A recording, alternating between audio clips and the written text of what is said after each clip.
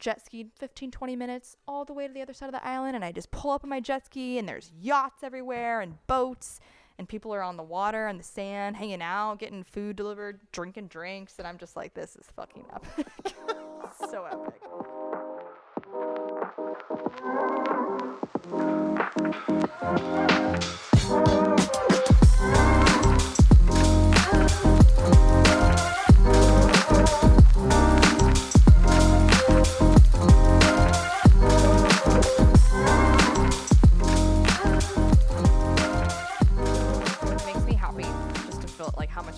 I feel talking into a mic compared to the first time. Like, that's progress right there. Oh, totally. Well, I feel like it's good to celebrate the little things, you know, the journey. It's not about the destination. It's about the journey. But yes, we got the reggaeton music playing in the background. Once again, big shout out to Ann and Mike for allowing us to do this at their house. They are the best cousin-in-laws ever. I don't even want to say in-laws. I feel like they're family. Cousins. So they're cousins. Family. And Anne, as I think I've talked about before, she is, I compare her to Steve Jobs. She is the conductor. She plays the orchestra. She's a problem solver. She's amazing. But yeah, so we're at their house, and they have an Alexa here, so it's playing some reggaeton music. But you can't pick it up in the background, right? No, you can't hear it. Helps just to set the mood, because the topic of this one is your first solo Mexico trip. Now, I guess we should explain that, because you had been to Mexico before, but it never alone. Correct. You went to Mexico when you were in college. Yes. Isn't that where you met boyfriend number two? Yes. Good memory. I was there at the podcast. I remember. Yeah. But so you had been to Mexico before, but this was the first solo trip you took. And I guess at this point I had been to Mexico twice. So set the stage though. What year, where were you at in life? You were living in Austin. You like this song? Yes. Nice. I wish they could hear it. I might have to run a direct line. I think it's Bad Bunny. And if I ran, Everyone knows how good an Bad Bunny audio is. line into the mixer from the music, we could fade it up and down. So. Or I can even just edit it into the. Yeah. Yeah. Oh, that's in the background. Yeah. Oh, you know how to do that, don't you? Yes, we going. I need to live in Mexico for like a month. Chris Dad, is will you watch Riley for a month while I live in Mexico? Yes, I will watch your stupid, annoying dog that I absolutely do not like. I will watch her for a month. She's like half outside of the thing right now. I know. She's just like half of her body. I know. At the She dog just door. wants to check out what's going on outside. She probably heard the rats or I whatever bet you running she around. loves having so much space, because my apartment's obviously a fraction of this I'm size. Sure she does. So she's yes. I mean, but don't worry. You're not going to have to worry about house sitting, anybody house sitting your dog, because Ann and Mike are taking your dog. So. Oh, they're stealing my dog. They're stealing. Or they're going to swap me and I think drug they're me just to going to think. keep them both. Actually, so. Was dog here? Was their dog here? No, Lola wasn't here. No. Oh, so they haven't met yet. Okay. No, they I wanted to haven't say if they got along. That could be good, because maybe Retrievers Riley, always get along with other retrievers. Oh, they'd be great together. But maybe I wonder if Riley could influence Lola to not bark so much. That would be cool. Probably not going to happen. I wonder if that's a thing. Do dogs take on like mannerisms like that of other dogs? Actually, I don't. I mean, maybe if they spend that much time together. But anyway, first solo trip to Mexico. Yes. You were living in Austin, and what year and what month was it? Would have been 2021 or no 2020. Yeah. It was the first year. I know of the we pandemic. all struggle with this, right? With the pandemic and the COVID virus. There's just a period of time that I can never remember what year it was. But now we have a marker. You can always remember that it was the first year. But I feel like what pandemic. happened during the pandemic, I can never remember. Like, was that 2020, 2021, the beginning of the pandemic, the middle of the pandemic? Yeah. So it would have been October 2021. No, I'm sorry, 2020. No. Oh. It was yes, 2020. I'm sorry. See, yes, that's what I'm fucking It talking was about. the first year of the pandemic. That's what I'm talking about. Because it makes everything a blur. Things were intense. We were all having mental breakdowns and either getting pregnant, finding the love of our life, or someone was cheating on someone, or not having sex, or having too much sex. Pregnant and are you kidding Are you talking me? about All these in COVID general babies? or? Oh, okay. All I thought you were talking about somebody you know. Okay. No. I mean, in general, I was like, where'd that come from? I feel like relationships. It was a make or break for most people's relationships. Oh, right, is what I mean. right. But I see what you're saying because it was almost like for 2 years during the pandemic, it's all kind of a blur and everything just blends together. So it's hard to remember certain dates of experiences you yes. had. Okay. Because we all were, stuck inside our homes basically. It was Groundhog Day. Yes. Exactly. So October of 2020. October of 2020 is when I took you were living in Austin on your own. You had already gotten out of the relationship with fiance number 2, and you had your own place in Austin. Yeah, I'd been on my own in my own place for about 2 months. Okay. You were still, obviously everybody was working remotely, so you could travel. Yeah. So and what prompted the solo trip was, well, so if you remember, 2 months after I got my own place, so we still had fiance number 2 with the stalking behavior. Yeah, there was still drama going on. Those things were going on, right? So a lot of pressure, stress. I was antsy to get the fuck out of Austin and not be in my home because I didn't feel super safe there. Right. So I was already kind of like looking for like, where can I go for a weekend just to like get away type of thing. And then I found out that it was like the week I literally booked that trip to Mexico a week or 2 before I left. It was like it was maybe 5 days. Yeah, it was kind of last minute. Yeah. I found out my company or my department at the job I had at the time notified our entire department, which was like 70 people, that the company was implementing like some wellness days off kind of last minute just to like encourage people to take a break. Yes. So our department ended up getting a normal 2-day weekend turned into like a 5-day weekend. And so I was sitting there on our company or all hands meeting huddle finding out that I had the following week I had a 5-day long weekend. And so if you just tacked on maybe like 2 additional days of PTO, you could take a whole like 8-9 days and go somewhere. Yeah, that sucks. So then I'm like, oh shit, where am I going to go? And so I subscribed to Scott's Cheap Flights, which I've been on for quite a few years. Is that like a travel site? Yes.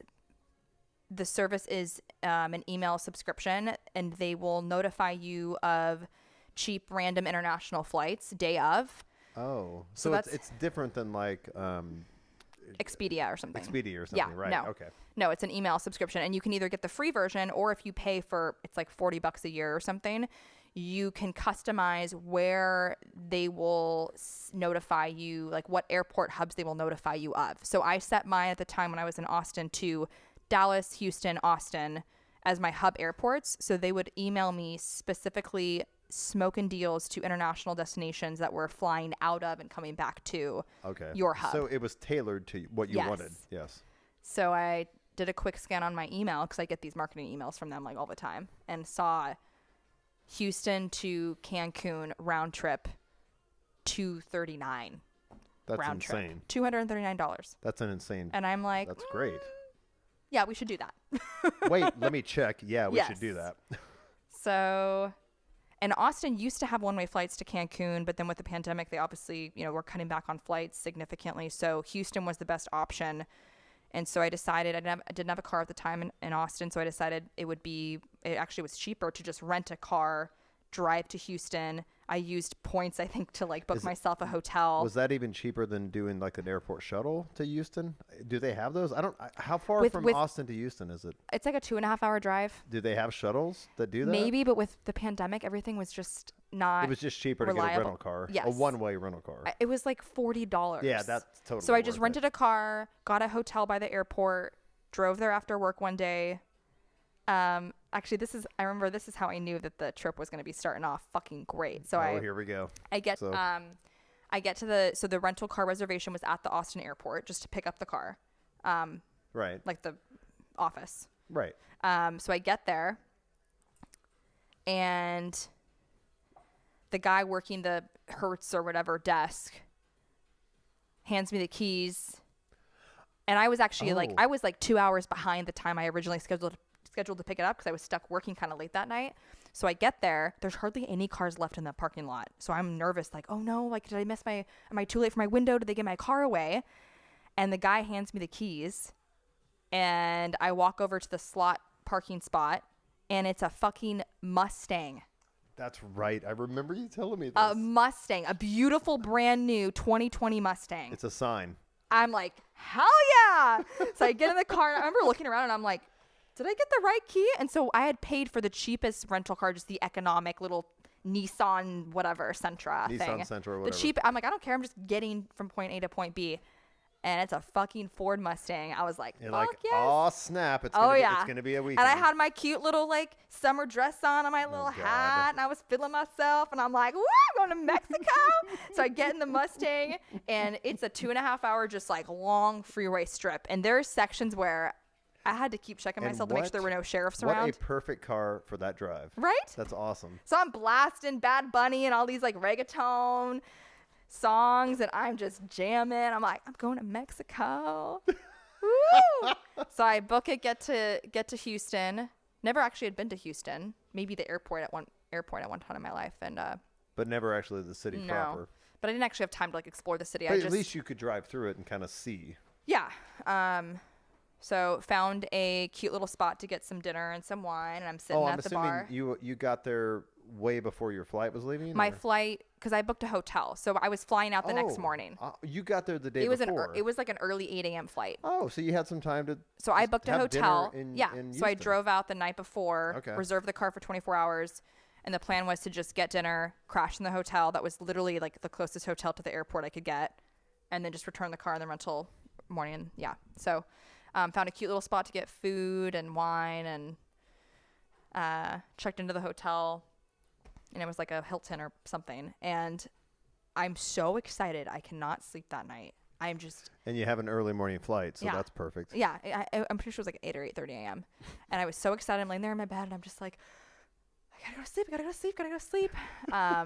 Set my alarm. Set 2 alarms. I usually always set 2 alarms. And... I wake up the next morning like 45 minutes before the plane is supposed to take off. And how in my hotel room. How close to the airport are you? 10 minutes, but I still have the rental car. I have to return the rental car. I have to get through security. Jesus. And since it's an international flight, they have cutoffs. You have to be there an hour before. So I panic. I'm like, fuck. And I'm freaking out like, oh my God. So I call, I think it was United, whatever airline I was flying at the time. Or Delta, maybe it was Delta. I call the customer service and just play off this, oh my gosh, like I'm so sorry. I'm gonna miss my flight. Is there any like other flights to Cancun today that you can just put me on the next one? And like there probably is gonna be someone on standby that will just take my seat. Right. And he says, oh yeah, no problem. The next one's at 1 hour later. And I'm in such a frazzled state where I'm not thinking about that's still not enough time. Because in order to abide by the international, like you have to be there an hour before. And so that still wasn't giving me enough window. So I literally, I don't shower. I throw my clothes on. I put my mask on. I grab my suitcase. I drive directly to the car rental drop off. And then I have to wait for the shuttle to take me to the airport terminal because it's separate. And so and then I get there and it's literally 48 minutes. I remember it. 48 minutes before the plane was supposed to take off. And I go to check not check a bag because I carried on. They wouldn't let me get so when you check in for a flight, if it's an international flight, I think it's if you say you're not going to check a bag, they'll make you go to the counter to get your ticket. They won't let you do the electronic mobile boarding thing. Right. So I walk up to the lady, I'm like, hey, I'm here for my flight. Blah, blah, blah. Like, I'm just doing carry on, but it won't let me get my boarding pass. And she's like, oh, it's 48 minutes before the cutoff is an hour. So I'm sorry, I can't let you through. Are you fucking kidding me? So now I'm on like having missed flight number 2. If you would have been thinking in the first place, you could have said, well, is there one that leaves 2 or 3 hours later? Right, which is what I would, and then I would have been totally fine. Yes. But I was frazzled, right? Like, yeah. Wasn't thinking straight. So I think she gives me something to be able to get through security and tells me I should just go and like talk to someone on the other side at the actual gate. And then they'll put me on the next standby or whatever. Okay. So he can't get me on that one. And so I had like 2 hours to kill. So I still got out that day, but I was just killing some time in the airport. I actually have lounge access through one of my credit cards. I get lounge access to a lot of the airports. So I found one of the like the different lounges, like Delta Lounge. Oh, the actual airline lounges. Yes. Not just the bars that are in the airport. No. Like the private lounges where. Oh, really? That's cool. They're perks of sometimes like certain credit cards. So I don't think I've ever been in one of those. What happens? Well, in there? normally with COVID, it wasn't normal, but normally you'd walk in and there's a bunch of snacks that are free, coffee, tea, food. Oh, There's that's really cool. nice bathrooms. The bougie ones will have full on showers. So if you're like flying internationally, or Nice. if you have like a 6-hour layover, you can go in there, And take a shower and freshen up. brush Oh, your teeth. nice, It's a nice. full on facility. That is They have cool. TVs in there. The food's Okay. all free. I mean, the one I went to in Zurich, Switzerland, had a full breakfast bar. There was pancakes and French toast and eggs, all free. That's awesome. Part of just the lounge. Yeah. Nice. So you eventually got your flight, and was it a direct flight to Cancun, or was there a stopover Nope, direct. to And Cancun? it's like less than But 2 hours. Was Cancun your destination? I don't. I didn't you- stay in Cancun, but that was the main airport. That was the there. airport, but then Yes. where did you end up So actually flew going? into Cancun, and I had organized ahead of time a driver to pick me up from the airport. Right. Which now I know, guys, don't waste your fucking money on that. They jack up the prices. So is it better to And just get there and find a It's ride? better to just negotiate a taxi in person. But a lot of Okay. tourists They don't want to risk coming to Cancun, they think that it's sketchy and uncomfortable to do that on site, but it's just a tourist scam. Well, and So they you'll pay like probably- $75 for them to take you from the airport to your hotel or wherever you're going, and it's like a 15-minute ride. Oh.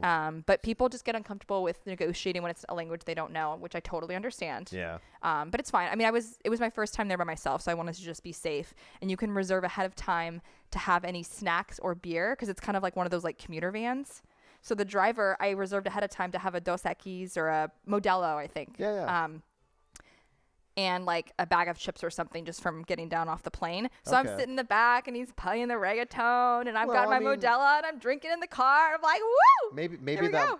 that was worth the $75. Oh. You wouldn't have got that in a taxi. No, it was so. it was a nice welcome to But Mexico. if you're on a budget, just hail a taxi when you get there. Yes. Okay. So There's also travel- shuttles. Travel tip number 1. and There's also tons of shuttles in the Cancun airport that run constantly. You might have to wait maybe 20 minutes at the most. That will run to the main bus station in more downtown Cancun. So you can take a shuttle to the main bus terminal.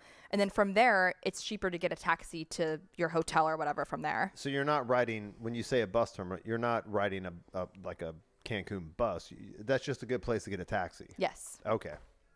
Yeah. So he took So me to you, but you did take the shuttle because you didn't know anything, and went to your or the private driver. It was a private driver. private driver. I'm Yeah. sorry. And then so the first night you did stay in Cancun. No. So I take the private driver over to the ferry station, and I had a ferry ticket to go from Cancun to Isla Mujeres. Which Say is that an again island. and slow it down. I've heard you say that to me so many times, and I don't know Isla? how to pronounce it. Isla, which is Isla. Isla. Isla, right? Isla, yeah. Isla.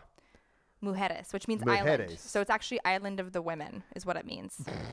Which is So so Isla. Isla. No, Isla Mujeres. Isla Mujeres. Mhm.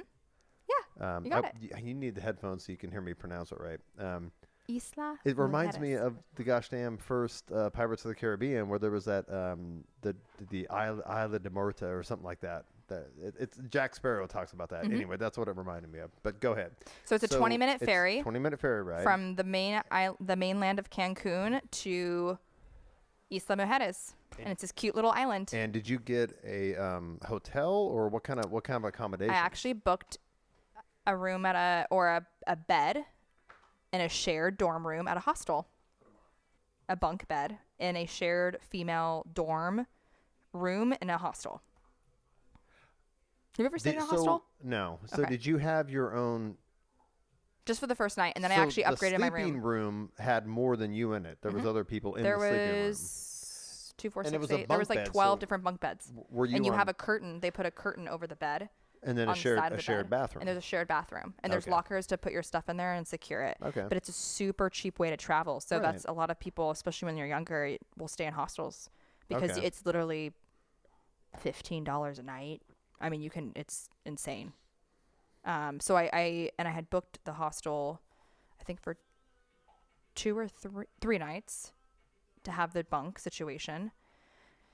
Because I was trying to be cost effective, and I don't mind it. I've stayed in hostels before, and everyone was fine. But after the first night, I just was like, you know what? I wanted to treat myself. So they had private rooms. So I upgraded for an additional cost to a private room And that was the way to Did go. the private room, you still have to share a bathroom? No, or- it's a very regular Oh. style hotel room. Okay. How Yeah. much was that? Well, I'm sorry. I think it was probably $30 for the bunk bed situation, like $30 around. And then it was like $109 for a private room. Okay. So I mean, upgraded myself a little bit. That's an American hotel room. Yeah. That's about the Yeah. same. And Yeah. for it was literally a hotel on the But- beach. You But walk you're right in onto the Mexico sand on a beach. for $100 a night. Are you Pretty fucking kidding freaking me? cool. Yeah. Yeah. Then you have your own bathroom. And there's videos I have on one of my reels on my Instagram, but I don't know if you remember, I'm sure I FaceTimed you at some point, but I had a private balcony. I was on the first floor and there was a hammock on the balcony and you could see the bar and the ocean from my room. And Yeah. it was super cool. I think I saw some videos. Really nice. Just got in that night. So you spent 2 nights in the bunk bed and booked a private room. No, only one night. I upgraded by the one next night, day because okay. I just had a hard time sleeping and I also hadn't slept in a space where there were strangers around me in a Yeah. while and I just was feeling a little uneasy and I'm like, Did- I want to did, enjoy this trip. Did anybody snore? No, everyone was there was only 2 other girls and you could sleep 10 girls, but there was only 2 other beds that were taken and everyone kind of stays to themselves. I mean, people That's are cool. nice, but they stay to themselves. Right. But I also just didn't like that, like every time I got up, I had to like go to my locker and get my bathroom toiletry bag and then like unlock it and relock it. And it just was annoying. It's so tedious. so I got in that night. It was nighttime when I got in. And every night they had some DJ out there playing music and people that stay in the Right hostel. outside It's very of your hotel room? Pardon me? Right Yes. outside of the hotel Yes. room? So especially hostels, there's always community areas where people will just kind of linger and hang out.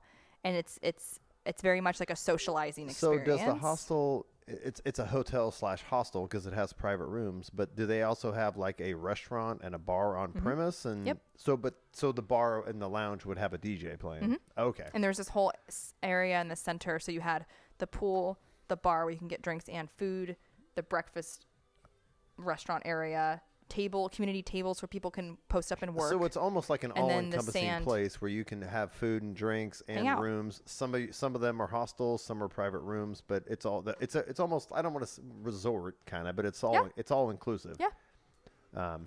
Drinks you have to Well, buy your own. I didn't Yeah. mean all inclusive that. I just meant that it's full service. Yes. There's a bar, there's a restaurant, and there's a front desk, individual there's rooms, everything. and there's hostels and okay. Yeah. Yeah. But it was right on the water. Yeah, you could you could literally Walk to the be beach. on the Caribbean Ocean right there. Oh wow. Mm-hmm. And did you stay in that for the rest of your trip? No, In that so room, or- I think I was there for 3. I think I maybe booked for 2 and then ended up staying an additional 2 nights. Well, then I guess we I was should go having back so to much the fun. whole point of this was your first solo trip to Mexico. So yes, you were my by first yourself. international solo trip. I done domestic U.S. solo Right. trips, but not international, which obviously just adds another layer of excitement, but also a little nerve-wracking, especially as a female. But you were by yourself. First night in the hostel room. After that, you just got your own private room, and you stayed there for at least a couple nights. But what was happening? You're like, this is the first time I've gone out of the country by myself. What was it like? I mean, what did you do during the day? Did you explore the city? Did you just sit on the beach and have margaritas, or? So, the great thing about staying at hostels is people are very open to making friends. So I, the next morning, got up and just started kind of mingling around, talked up the bartenders. Other random people would be there by themselves or in groups, and you just start chatting people up and making friends. So And I guess this might be a good time to mention that I'm assuming there was people from all over the world there. It wasn't just locals. No. You were meeting a lot of different people from all over the world. There were a couple Americans. There were a bunch of Europeans. There was a handful of folks from Argentina, Brazil, all over the place. Anybody from Southeast Asia or anything, or Australia? Not at that hostel. Okay. But I've definitely run into a lot of Australians over the years. Right. And there was folks from Asia as well, but not at the hostel. It was mainly South America and some Europeans, I remember. But a Okay. lot of the Europeans that I remember meeting there were full-on digital nomads. So they had been traveling for months and months and months, and they were just hopping from country I'm to assuming country. that was related to the pandemic, because were they also working like remotely, or? Or is this just what they did? Mix of both. Some people had already been traveling for several months prior to the pandemic, and that was just their lifestyle. Okay. Like they're forever travelers, and they do freelancing work on their computer, and they just Right. travel So around. they're not And tied down to an office correct. job. And then some were folks from countries that were way more, because Mexico is one of the only countries that was, open. Right. Right. So a lot of them were coming from countries where they were trying to escape the restrictions. yeah. Yeah. Yeah. Okay. So hanging out there, met people from all over the world. You're talking up. You just went out and were social for a couple of days. Yeah. And met people. Oh, I met people the first day. Did you explore the city? It's not no. So I was on the island, and it's just this tiny little island that just has resorts and hotels and beaches. That's it. I mean, is there any you could literally tourist attractions to any waterfalls or sculptures or anything to go see, or is there's just a cute little villagey downtown a little resort where there's little tourist shops, and it's super small. Literally, the island. If you're in a golf cart, which is the best way to get around Isla Mujeres, if you're in a golf cart on one end, you can be to the other end within 30-40 minutes. It's a super small. That small. Yeah, it's very small. Okay. Yeah. And I do remember looking at it because when you told me about this trip, of course, being the dad, I was like on Google Earth, and I'm like zoning in on this, looking at the map and doing actual satellite photos of it to make sure I knew exactly where you were going to be at any one time. So if I had to call the authorities, this is where she's supposed to be. Yeah. But it was small. Yeah. Very small. So I think I only booked for 2 nights, and then I ended up having so much fun that I remember booking for at least a third or maybe a fourth night, because I think it was my first full day there. I made friends with this group that was staying in the hostel. They had their own private rooms, but they were staying at the hostel, and But they were all traveling together? they all lived in Cancun, so just 20 minutes over in the ferry, and they were there for the weekend. Okay. And it was a mixed group of a bunch of girls, a bunch of guys, and they had brought over their jet skis. So some of them took the ferry, and a couple of the other ones owned jet skis, and they jet skied over to the island. That's how close it is from the mainland Cancun. So, and a jet ski can probably go as fast as a ferry. So how long was the ferry ride? Faster. Yeah, fast. So the ferry ride 20 minutes. Oh, geez. So you can be That's awesome. 15 minutes, you can be to Cancun. Nice. Yeah, so a lot of people will just take day trips over to Isla Mujeres just to do a day thing and hang out on the beach, and then they'll just go back. ride your jet ski over and hang out and go back. That's cool. It's like Portland to Vancouver, Well, not quite that close, but it's close. No, yeah. it's that literally that close. Well, I meant not on water. Oh, yeah. Okay. So, yeah, I made friends with this group of basically locals. They lived in Cancun, and they were just there for the weekend, just partying, having a good time. Is that how you ended up going back to Cancun then, or? What do you mean? Well, you only stayed on the island for 3-4 nights, and then I moved on to Tulum. To where? Tulum. Tulum. That's where you went. I knew you went somewhere else. Yeah, but I made friends with that group. They had jet skis. They took me on their jet skis, and this was the moment where I just felt like I was living in a movie. I was watching my life flash before me. I'm like, this is so fucking cool. I'm never going to forget this. I'm on a jet skiing on this beautiful Caribbean turquoise water. It just is stunning, and it's beautiful. It's like 80 degrees out. It's sunny. I'm in my swimsuit, and I'm jet skiing around the island because there was one section that had the best beaches to go to, and that's where everyone goes for like beach hanging out. And it was the northern tip, and the hostel I was staying at was more on the southern.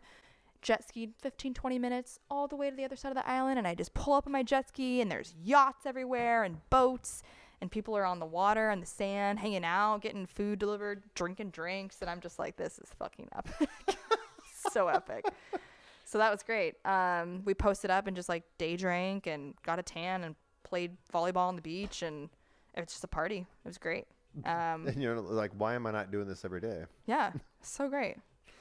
So stayed there, and then we'd go back later when the sun would go down. We'd go back to our hotel and get food and eat, and evenings they'd have DJs pretty much every night. But I was there for a weekend, so I remember there was a DJ at least 2 of the nights that would play at the hostel hotel. Okay. And so the whole area just became, and people that didn't even stay at the hotel would come for this set and because just it was hang out. and just drink and dance and party, and so that's what I did for a few days there. And then I took the ferry back to Cancun. And I'm trying to remember if did I have a driver or did I take a bus? How did I get to Tulum? You told me about this. I think I did hire wait. Yes, I didn't, because I didn't know about the bus transportation until I met a friend in Tulum that told me that the bus was a lot cheaper and that it was Okay. safe. So I did hire also another driver to take me from Cancun all the way to Tulum, which is like an hour and a half drive. Yeah. So, yeah. So I And got into stayed Tulum. in a A regular hostel there hotel. or just No, a hotel. Okay. Yeah, cute little family, small boutique hotel, really small, just And how many nights were you modest there? rooms. I think the trip was 12 days total. So I think I did 3 or 4 nights in Isla Mujeres. I think it was like 5 nights in Tulum. Okay. What was Tulum like? I'm assuming it's a little bit bigger town. Tulum is not anything like the rest of Mexico. It's beautiful beaches. So you have like 2 parts of Tulum. You have downtown Tulum, and then you have the beach Tulum, where all of the hotels are. And most people, when they go to Tulum, because it's become such a popular international destination, they stay at these super bougie high-end hotels that are right on the beach, and there's a whole strip where it's bar and restaurant, and it's like a Vegas scene. Right. Like you go to party and have a good time, and the beaches are insane and the hotels are just ridiculous. But that's a good 20-minute drive from downtown Tulum. So you need to either like have a motorcycle or electric scooter, or it's going to be a decently long bike ride to get between the two. But it's significantly cheaper to stay in downtown Tulum. You just have to be prepared that it's going to take you a little bit while to get to the beach. So I booked a hotel in downtown Tulum because it was a fraction of the cost, and rented. My hotel had free complimentary little cruiser bicycles, and Like I a- would like load a up my beach beach bag. cruiser. Yeah. Yeah, And yeah. there's a path that you can take, and it's a good 40. It's like a 35-minute bike ride. That's awesome. But it was great I love weather, and it's those. fun. You're just kind of biking along, and you It's got your exercise. I mean, it's, Yeah. I love doing that stuff. yeah. Take it all the way to the beach. It's I great. mean, so shout out to Alex and Steven. You can ride from Redmond to Woodinville to wine country up there, right along a path along a river. And I think, Oh, God, you can probably do it from Alex and Steven's apartment. It's not more than 30 minutes, maybe 35. and it's a So about designated the bike same- path, so yes. it's not like on the side of a Bikes main road. and runners, of course. Oh, but yeah. lovely. Yeah, That's it's so awesome. lovely. So it's about. So I understand the distance. So do they bike ride out there, get wine drunk, and then bike ride back? That's perfect, right? Mm-hmm. I mean, it's much more safe to be bike riding drunk than to be Yes, driving a vehicle. yes. So And you get some exercise. So. how fun! So even though you were staying in downtown Tulum, did you was kind of the Well, wait, can I? Sorry. no? Go ahead. I was just curious if did you spend more time in downtown Tulum, or was there a reason to go to the expensive part? I mean, the beaches are. It's the beaches. So downtown is not on the beach. No, oh, not at all. I see. It's more That's inland. why I'm saying there's kind of 2 parts. When people Okay. think Tulum, they think the beach section, but if you stay in proper downtown Tulum, it's the inland. beach is not. Yeah, it's inland. Okay, got it. So yeah, if you want to do the beaches, and I mean that's where some of the famous restaurants that people go that are like famous chefs that have started, they're on that beach strip because that's where all the nice hotels are. So of course they're going to put all the nice restaurants there Right. too. And they're going to raise the prices. Of Yeah. course. Yeah. So yeah, beaches are beautiful. It's just very it feels LA. Like people, there's so many Instagram influencers and Do they have influencer hotels and restaurants Oh, where people just hang out to be influencers? to be seen and to take photos. And there's My head's gonna explode. there's I mean, this is normal of any tourist destination where there's sculptures or markers that are like famous to get like the I love you so much sign in Austin. Have you Right. seen that? The wall that's painted. I the don't love think you. I've seen that. Oh, but- that's iconic to Austin. So it's like Okay. those things you go to take a picture with. yeah. It's like the But gum wall in Seattle. Yes, exactly. Yes. Or like Pike Place Market. Like Yes. Okay. But there's things like that all over the fucking place, and it's just so. And you'll be waiting, which I didn't ever do this because I don't care enough to take a picture with something. But there would be Well, you were lines solo, I mean, and but- lines to take photos, and you Oh, can right. tell a lot of these girls are just. Influencers. It's they Yeah. are. I mean, if you're fucking making money and you get to travel. I mean, yeah. God bless them. Not do judging. You, boo. Do Let me you. look in the camera. Not judging. If you can make money, that's great. Yeah. But it's very much like a scene, and there's a lot of people that have a lot of. It's interesting. You have a mix. You have a mix of the locals in downtown. You have the nomad traveler individual. I feel like I could make a fucking meme off of this. Like the type of people you'll meet in Tulum. There's the locals. There's the locals that like you. The locals that don't like you. The digital nomad world travelers that are kind of like living the hostel hippie life, and they do some job that you can't really understand. It's something on the computer, and they just are hopping around from South America to Mexico to but they're Alaska. tied down to nothing. No, they have nothing to like no home base really. Yes.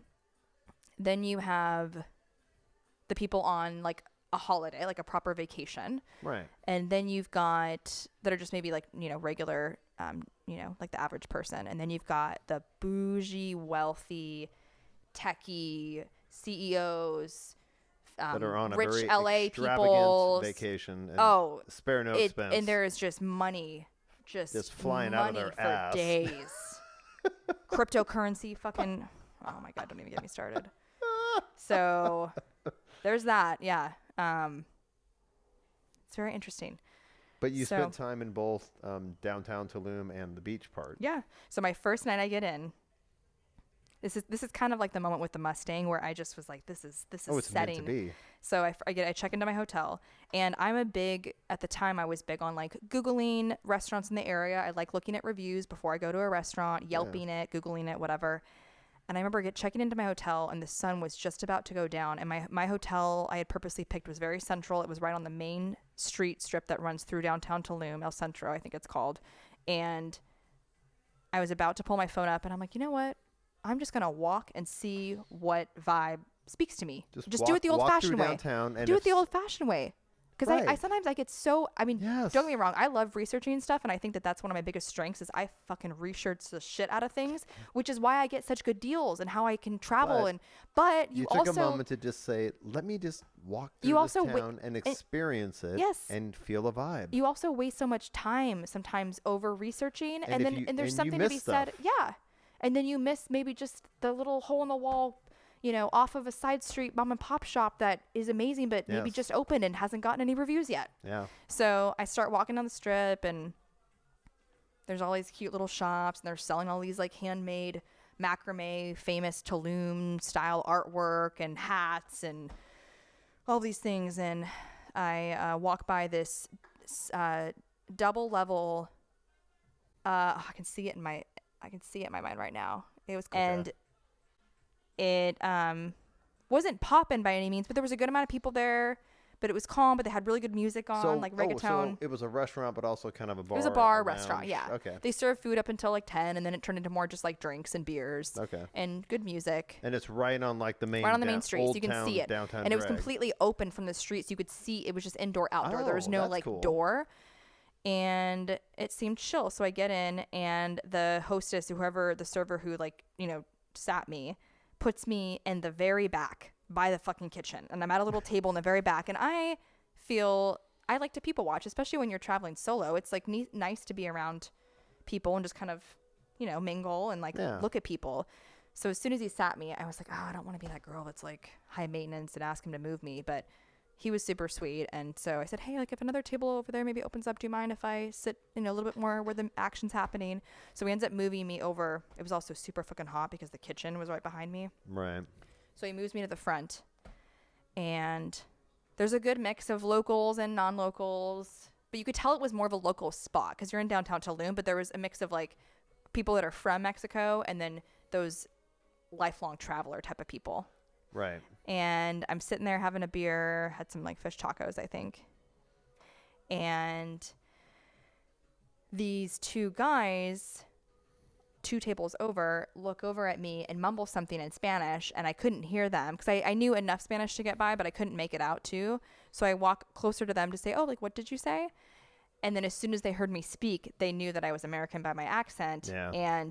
And then they're like a little inside joke between the two of them. They're like, oh, I knew she was American. So they were trying to guess what ethnicity I was. Yeah. And it was a Chilean and a Ukrainian man. And the Chilean thought that I was Argentinian. And the Ukrainian thought I was, or maybe he thought I was Australian. Either Australian or American. Okay. So anyway, and then I'm like, oh yeah, I'm American. And they're like, oh, what are you doing here? You whatever. And they invite me to join them. So I sit over at their table, move over to their table, and before I know it, we're spending the whole night having beers, talking about life, talking about travel and happiness and why people stress so much and don't really take time to enjoy their lives and how there's so much pressure to, you know, grind, and that you don't actually enjoy your life until you're on vacation and retired and all these things. And it just got like deep and interesting really quickly. And they were both on vacation too. They didn't lived live in there. Tulum. Oh, they lived in there. Tulum. Oh, okay. So they were technically locals, even though they weren't born there. Yeah. So the Chilean, I think, had lived in Tulum they both had been living there for, I think, a few months at least. Okay. And they met, I can't remember how they met, but they were buddies. And so, yeah, they were technically kind of like residents, but like on a short-term rental, like a month-to-month type of situation. Maybe a 6-month visa or something. Mm-hmm. Okay. Yeah. They hung out with them that night. All night. And before I know it, as soon as the kitchen closes down, the music kind of takes it up a notch. And there was a little, not a proper dance floor, but just a small little section. And people start going out there and there's salsa dancing. And I think it was, who pulled me on the dance floor first? I think the Chilean guy pulled me on the dance floor first. And I know how to salsa a little bit from when I was in high school. I was in salsa club for a little while. So I had like the basics down, but they were doing all types of Latin dances that I didn't know anything, but it looked great. And so the Chilean pulls me on the dance floor and he's whipping me around. And then the server who had been serving me all night, he pulls me on the dance floor next. And he's, flipping me around and twirling me. Then the Ukrainian pulls me on the dance floor. And I was just living like eat, pray, love. God, it was great. I will never forget that night. Oh my God. Because that was the perfect way to get to Tulum. It was like, welcome to Tulum. I show up to Tulum knowing no one. Wait, that's so funny you made that reference. I just, for the first time in my life, within the last year, I watched Eat, Pray, Love with Pam. That's a great friggin' movie. It's a feel good. It's a amazing movie, and I had no idea. And anyway, so I got that reference. Yeah. But go ahead. So that was that first night. That was the first night in Tulum? Yeah. Okay. First night. And look how I just went with the flow, stumbled into the first restaurant that looked maybe fun. And you didn't Google it? No.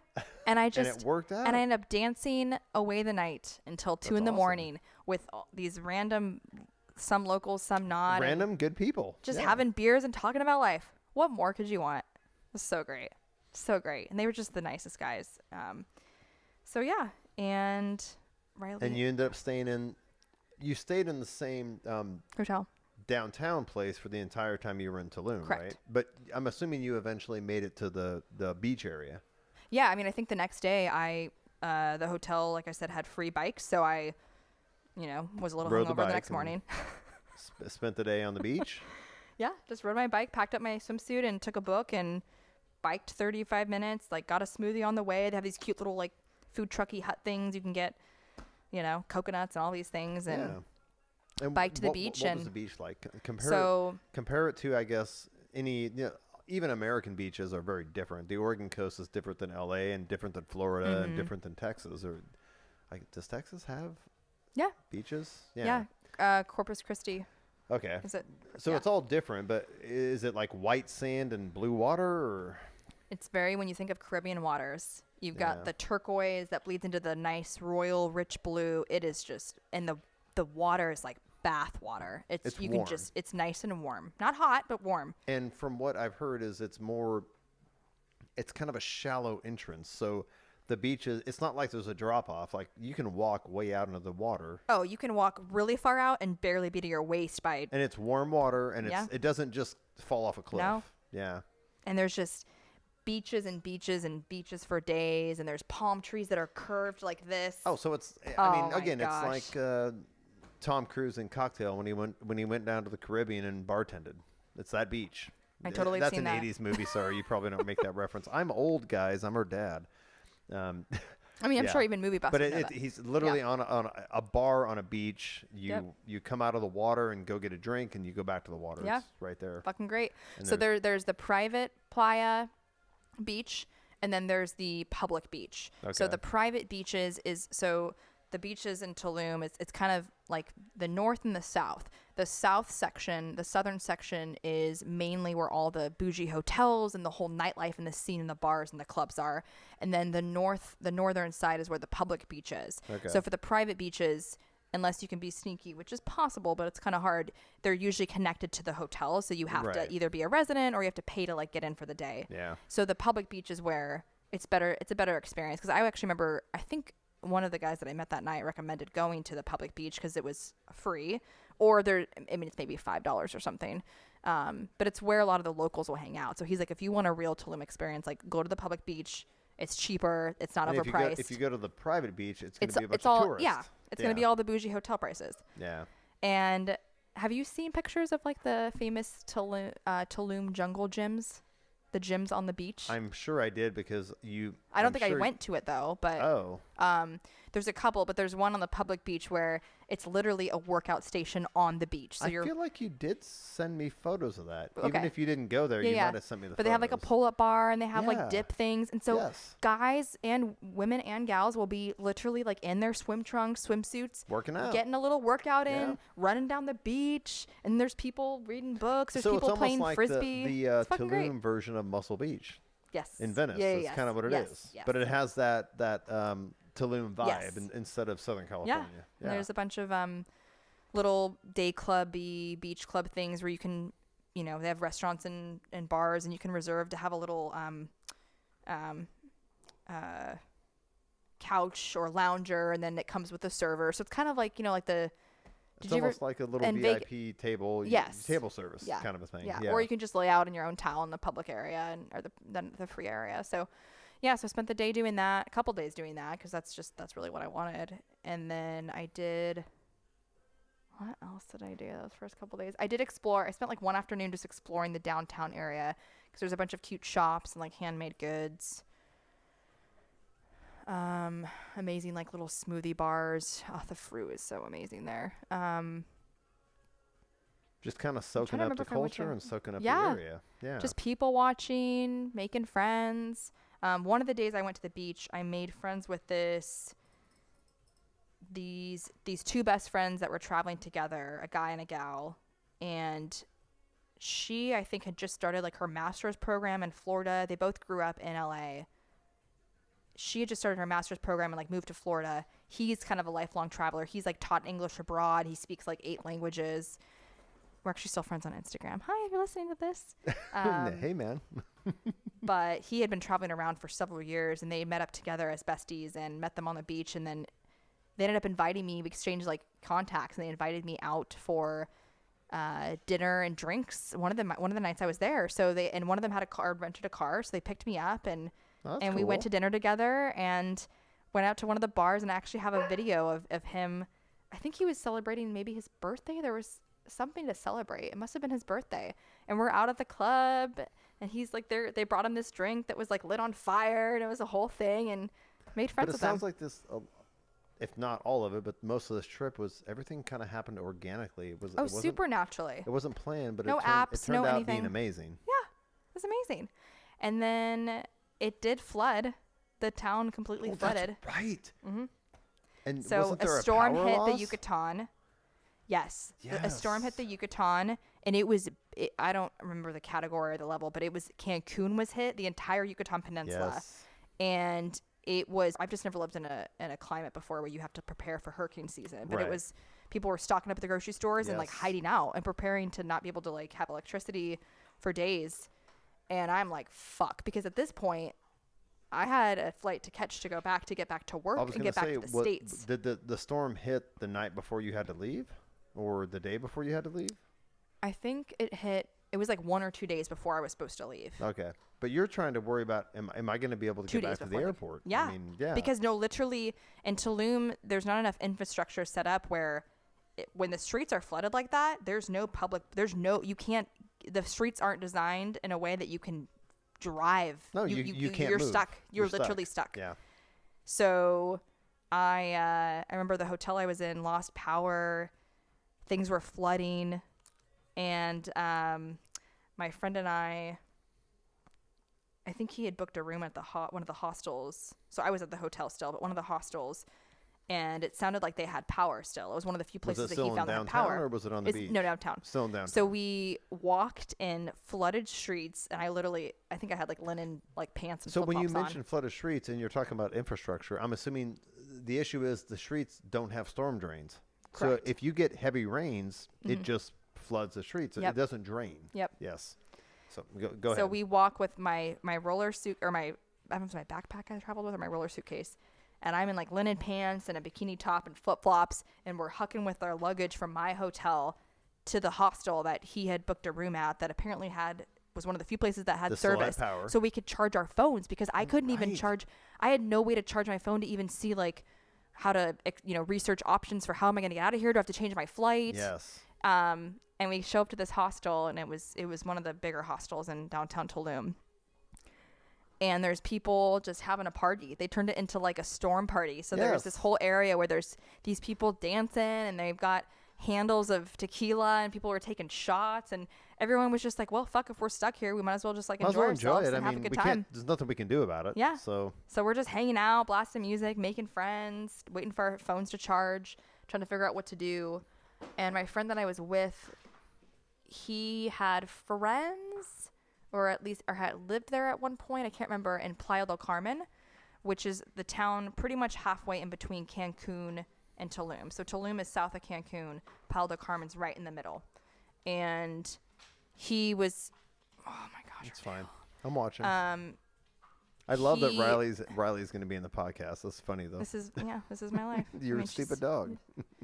Just play with me all the time. I think he was thinking, or he wanted to show me Playa del Carmen because he thought it was great, and it was. And he also, because it's a bigger city than Tulum, it's not Cancun, but it's a bigger city. He was feeling confident that they would have better, the power outage wouldn't have been as right. They might have a better infrastructure. Yeah. Some facilities. Yeah. So I book a hotel for one night. It was just one night or 2 nights. I think I had to push my flight out, because I think I did call and push my flight out because I was cutting it close enough where I didn't know if I was going to be able to make it out. Still recording? Yep. Yeah. So we go to Playa del Carmen. Now, so I keep checking. So he takes me on the public bus, and we take the public bus from Tulum to Playa del Carmen. And I had never taken a public bus in Mexico before. So this is how you learned that it was okay to take the public bus. Yeah, and he showed me the routes. Yeah. Thank you. He showed me the routes, and a lot of people are hesitant that aren't locals to take public transportation in foreign countries, and I don't blame them. I mean, no, but it's so fucking cheap, and as long as you just do your due diligence to make sure that you know where you're supposed to be and what bus to get on, and check your destination, check your ticket, it's fine, it's safe. There's people of all different classes and energy and walks of life, and it's totally fine. Yeah. It's clean. There's usually Wi-Fi. It's like riding Max in Portland. People get shot on the Max in Portland. It doesn't mean that riding. No, there was kids on the bus. Public transportation in America doesn't necessarily have to be any safer than down there. Yeah. It's all about perception. So. Exactly. But anyway, go ahead. So we took the bus to Playa del Carmen. They're also flooded. Not as bad as Tulum, but they're still flooded. And none of the power's on. Like, we walk up literally to the hotel that I'd booked for us, and it's completely pitch black. I wouldn't even go inside. Like, there was no one to be seen anywhere. There was no check-in. It's like the whole city just felt like apocalypse. It was really creepy. Like Walking Dead. It was weird. Yes, it was weird. And I just remember thinking, like, I don't know what the actual term is, but I have a bit of a dark phobia. So I was not going to be comfortable walking in the pitch black, because the doors were there's no windows to navigate up to my room and have no and it's lights. not like you had a headlamp or a flashlight. No. Yeah. But luckily, I think like 30 minutes later, the power went back on and we were good to go. So we got checked in. Is that really what happened? Yeah. You walked up to the hotel. It was pitch black. And I'm like panicking. And you're stressing for half an hour. Yeah. It was like maybe 20, 30 minutes later, the power goes on. And then magically the power got restored. Yeah. Just for that hotel and a couple others on that street. Oh my God. Nice. But it was still pretty like dead. There was no one out walking around. Right. Normally there'd be tourists everywhere, but everyone was just kind of like stuck inside trying to survive. Yeah. Or just get through it. Yeah. Wait it out. I think that night we just found somewhere to get food. Did you end up having to change your flight? I did push my flight out, I think, a night or two, just to be safe. I think because I was getting notifications from my airline emails saying like delays, your flight has been impacted. So I pushed Right. out my flight a day or two. So I think I ended up spending 2 nights in Playa del Carmen, and my friend I was with at the time, he introduced me to some of his friends there, and there ended up being a club that was open, like a dance club and a bar that was open one of the nights. During this was after. I mean, day the after rain's the not storm, actively coming down, but it's still there's still parts that are flooded, but but it's it not was like the next day. right. Okay. And Well, so they're we probably like, hey, the storm stopped, so it's time to party. yeah, and it was funny because there was not really many people out, but this one bar just must have been a popular bar club, and one of my buddy's friends, I think, knew the bouncer or something. He lived there. He was local, like grew Right. up there, I think. But he knew the door guy or something, or the bouncer, and so we end up getting food, and then we end up meandering in. And I remember, I mean, I was in like, it's just funny. I remember feeling like not prepared for clubbing. I had like very casual, like just beachy Mexico clothes on, Right. and I was not prepared for this. But we just kind of stumbled into this night, and we You ended probably had like your Which is- bathing suit and a sarong on, or it was like a little that. crop top with like Yeah, yeah. a skirt, and it was nothing Yeah. like, but it was fine. I mean, in Mexico you can kind of go with anything, but we ended up getting a table and got like, you know, as long as you paid for a bottle, they'd get you a private little table area. Nice. That's awesome. And we partied all night, and they played the best music, and I just danced my ass off all night. So that was fun. We might have seen the sunrise that night. I can't remember. I think we walked. You to the mean that beach morning? That morning, yeah. It all 'Cause I kind ended of up going it's kind of a back. blur. Well, I went back to Playa del Carmen like a month or two later. So I'm kind of mixing the two. So I spent the second trip I went back, I spent most of my time in Playa del Carmen. Okay, but So, this yeah. first trip, you might have saw the sunrise come up, but maybe not. Oh, for but, sure. Yeah. A couple times, definitely. And then caught a flight back to Austin or Houston, I guess, and went to Austin. Yeah, so The Remember flight how I back, told you- had to. remember how I told you I rented a car, Yeah. the Mustang, Yes. drove to Houston Airport. So I hadn't reserved a rental car to From Houston to Austin. correct because I can't remember why. I think I was just thinking, oh, I'll just go to the rental car counter at the airport and just get whatever Just is get whatever's available. available. Or maybe it was because I had to change my flight. For some reason, I didn't have a reservation for a car, but no big deal. And this was, if you guys remember, I mean, still today, It was the October car, 2020 the in the car industry, pandemic. yeah, the Yeah. car. So, car rental prices it's just weird how when I left it was no problem, and then all of a sudden everything just surged. And I get to the Houston airport after this amazing 12-day adventure in Mexico, and I land at like, I don't know, it was like 7:00 at night, and I go to the rental car counter, and the cheapest rental car to drive 2.5 hours from Houston to Austin One way. and just drop it off in Austin, right? Right. $400 some. Jeez. And I'm like, what the fuck? Now you're looking for an airport shuttle. No, they had nothing. Oh God. And I had to work the next day. So I'm like, You what had to do get I home. I'm like, Yeah. what do I do? And I remember the lady at the Hertz counter or whatever Agency it was, agency I was right. at, she was like, "Oh, did you try Lyft or Uber?" And I'm like, "Lady, Now, did you hear me? Would that have been cheaper? I'm going to Austin." I don't know. Would that have been cheaper? Probably not. But That's what I ended up doing, Dad. so you got a took an Lyft or Uber. Uber? Was it cheaper? She said, "Yes, that's why I did it." Oh my God. It was like $180. this. Which, don't get me wrong, that's expensive, but no, cheaper. Not for that. But I didn't know that Ubers could go that far. 2.5 Ubers hours. will go wherever you want them to. But but then that person's not based there. So It's the crazy. insanity of why a rental car company would charge that much when you can get a Lyft or an Uber for less than half. That's insane. I know. I should have been like, you can't But you match this ended up price. paying, what was it, Lyft or Uber?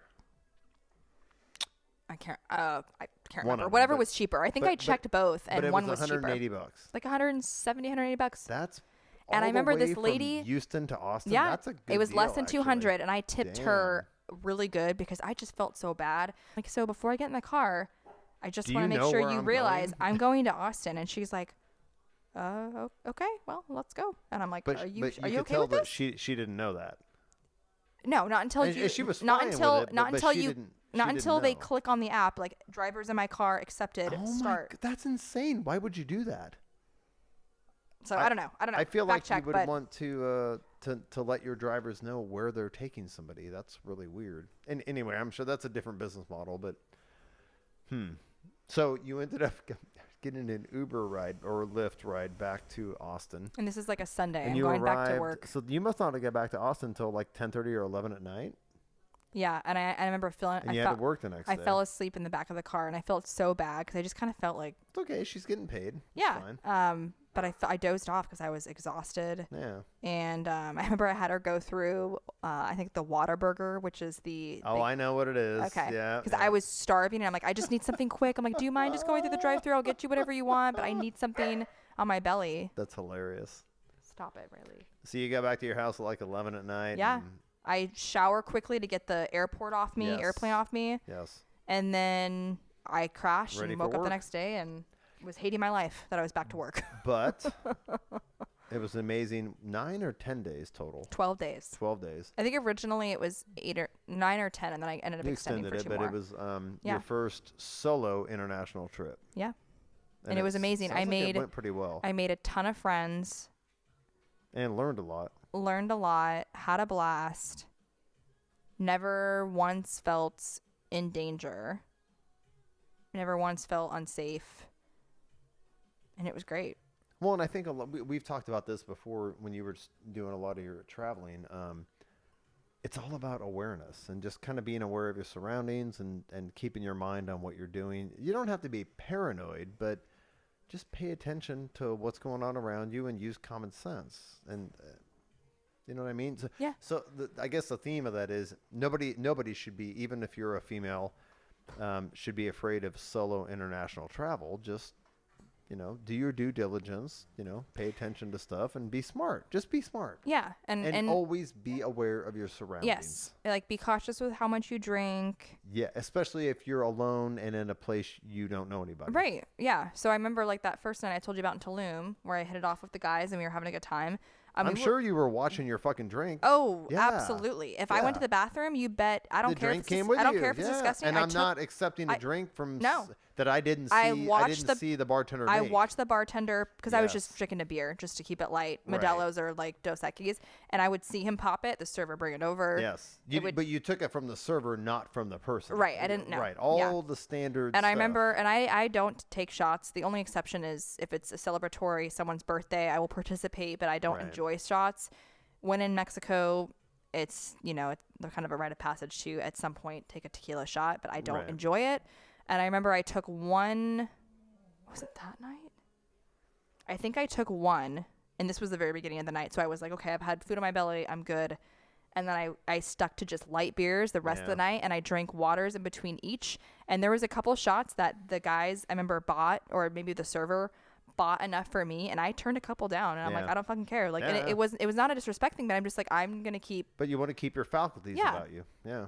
Absolutely. getting a little bit tipsy is fine, but I'm not trying to Yeah. be unaware of what's happening. But So maybe the theme Yeah, of that's this great. is